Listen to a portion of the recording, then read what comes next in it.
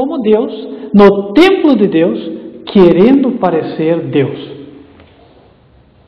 É um personagem religioso. É um personagem que leva a igreja à apostasia. Apostasia é afastar-se de Jesus e da verdade. Para levar a igreja a afastar-se de Jesus, este homem deve estar dentro da igreja. Aí sim, aqueles que são da igreja ouvirão a este homem. Ele é um homem, é o homem do pecado. E ele é aquele que leva as pessoas para a perdição. O Apocalipse relata que ele é a besta do Apocalipse. Mas o Apocalipse também mostra que ele subirá. Embora apareça para nós como um homem, em verdade ele será um demônio. Um demônio personificando um homem. Esta será a ação do Espiritismo. Quem será este homem? Um homem que se assenta como se fosse o próprio Deus. Um homem que se opõe à adoração do verdadeiro Deus. Vamos começar a descobrir quem é este homem. No livro de 1 Coríntios, capítulo 8, verso 6, está escrito: Todavia, para nós, há um só Deus, o Pai. A verdadeira igreja de Deus adora a um Deus, e esse Deus é o Pai. Mas o homem do pecado, ele coloca outro Deus, porque ele se opõe àquilo que se adora. A adoração deve ser ao verdadeiro Deus, mas este homem do pecado coloca outra coisa em seu lugar. E o que ele coloca é a tão conhecida Santíssima Trindade. Nunca foi revelado na Bíblia tal doutrina. A Bíblia diz: para nós há um só Deus, o Pai. Mas este que se opõe ao que se adora, esse que se opõe ao Deus, ao verdadeiro Deus que deve ser adorado, o Pai, ele coloca outro para ser adorado em lugar dele. Põe a Trindade. E a Trindade é a doutrina central ensinada pelo papado. Ali deve estar o homem da iniquidade, o filho da perdição. Nós estudamos no programa da semana passada quem será este homem da iniquidade, este filho da perdição. No livro de Apocalipse, capítulo 17, e no verso 11, nós lemos o seguinte relato: E a besta do Apocalipse, aquela que vai perseguir e matar os santos, que era e já não é ela também o oitavo. Nós vimos que ele é o oitavo de uma sequência de papas. É o oitavo e é do 7 e vai à perdição. No programa da semana passada, nós vimos que o Papa atual é o 7º e o próximo será João Paulo II aparecendo como ressuscitado. Ele não será aquele homem que as pessoas tanto gostaram quando viram na terra. Aquele homem que as pessoas tiveram dele a imagem de um pregoeiro da paz. Não será Karol Wojtyla, será um demônio personificando esta pessoa. E a este demônio será dado muito poder. No livro de Apocalipse, capítulo 17, a partir do verso 12 é dito: E os 10 chifres que viste são 10 reis que ainda não receberam reino, mas receberão o poder como reis por 1 hora, juntamente com a besta. Os 10 chifres da besta de Apocalipse representam a 10 reis. A terra será governada por 10 reis. 10 reis de um governo mundial chamado de Nova Ordem Mundial. Existe já um plano para que essa nova ordem mundial seja estabelecida em 2012. Se isto irá ocorrer, veremos. O verso 13 diz: Estes 10 reis têm o mesmo intento e entregarão o seu poder e autoridade à besta. Os reis da terra entregarão o poder e autoridade a este próximo Papa, que na verdade não será um Papa, será um demônio personificando aquele que foi o querido João Paulo II. Imagine você o que será do mundo governado por um demônio. Cumprir-se-ão então as palavras de Jesus. No livro de Mateus, capítulo 24, Jesus disse que haveria um tempo de angústia tremendo. Em Mateus capítulo 24, e no verso 21, diz: porque haverá então grande aflição, como nunca houve desde o princípio do mundo até agora, nem tampouco haverá jamais. E se aqueles dias não fossem abreviados, nenhuma carne se salvaria, mas por causa dos escolhidos serão abreviados aqueles dias. Um demônio sob controle da terra. E não apenas isso. O poder de Satanás manifesto pelo Espiritismo, sendo não mais restrito aos centros espíritas e alguns lugares, mas agora podendo se manifestar em todo o mundo. Podemos duvidar então de que muitas pessoas que estão mortas, entre aspas, ressuscitarão?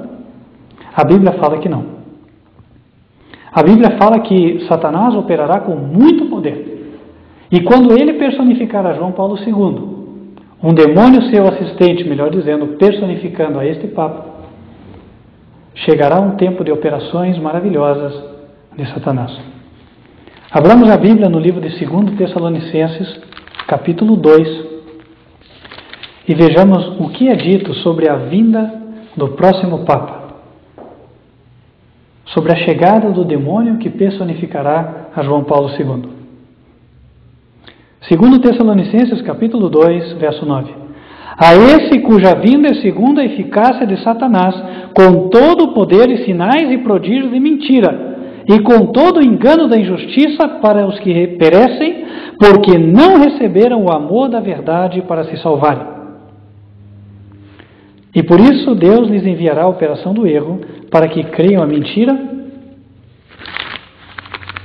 para que sejam julgados todos os que não creram a verdade, antes tiveram prazer na iniquidade.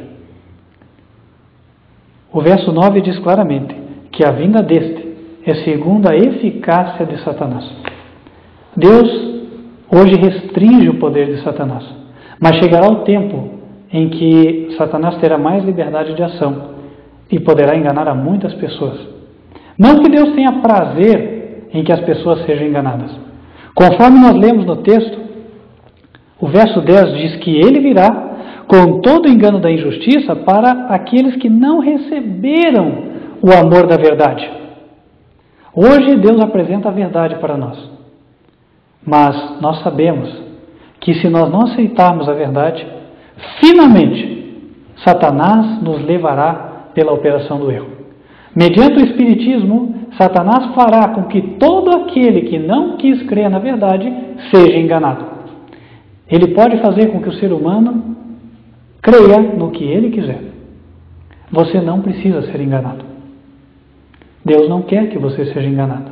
É por isso que hoje você está ouvindo esta mensagem. Ela pode parecer uma mensagem dura, mas é uma mensagem para a sua salvação. Uma mensagem para que você não seja levado para a perdição por este demônio que personificará este personagem religioso. Ainda no livro de Mateus, capítulo 24, na mesma profecia que comentamos há pouco, Jesus fala que neste tempo, muitos que já morreram serão personificados. Em Mateus, capítulo 24, no verso 24 é dito: porque surgirão falsos cristos e falsos profetas. Quem foram os profetas? Todos aqueles do passado, falsos profetas. E farão tão grandes sinais e prodígios que, se possível fora, enganariam até os escolhidos. E para que não duvidássemos, ele disse: eis que eu vos tenho predito. Independente de qual religião você professe, Satanás deseja enganar a você. E por meio do Espiritismo, ele tem este grande engano preparado. Ele quer envolver a todos, católicos, protestantes, espíritas, budistas e professantes de qualquer religião. Ele quer enganar a todos. Qual é a arma que ele tem? O Espiritismo. Usará esta arma para fazer com que até mesmo os profetas do passado venham e contradigam o que está escrito nesta palavra, a palavra de Deus. Não se surpreenda se mesmo os 12 apóstolos aparecerem contradizendo o que escreveram. Daremos crédito a eles? De maneira nenhuma. A Bíblia é a nossa única regra de fé e de prática. E quando aparecer qualquer um, ainda que faça milagres, para que nós não sejamos enganados, Deus nos dá uma regra clara. Isaías, capítulo 8, verso 20. À lei e ao testemunho. Se eles não falarem segundo esta palavra, nunca verão a alva. Se eles não falarem de acordo com a lei de Deus, não há salvação.